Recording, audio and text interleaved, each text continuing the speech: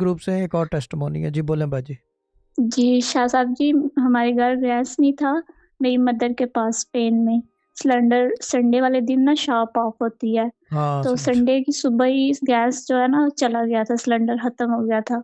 तो घर मेहमान आ गए थे, उन्होंने नाश्ता नहीं किया, वैसे जी घर में जो सलाद वगैरह पड़ा था, खीरा ब्रेड पे लगा के ना वही खा लिया, चाय वगैरह नहीं पी।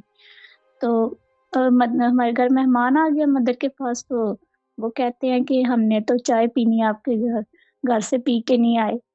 तो हमारे घर गैस भी नहीं था, तो अब्बू को पता था, अब्बू उन्हें मना करने लगे। अम्मी ने इशारा किया कि मना नहीं करना, आ जाए हम बनाएँगे, बन जाएगी। अम्मी ने 19 टाइम बिस्मिल्लाह पढ़कर जब फूँक मारी और वो आग ऐसे जली है कि जैसे फुल था ऐसे ही होता सिलेंडर, है। और और दूसरी चाय चीज़ ये भी है कि बन अम्मी को गई है। बोला इलेक्ट्रिक केटल ले लें, उससे भी काम हो जाता है, पानी उबल जाता है, चाय बना सकते हैं। ठीक है बाजी, डन।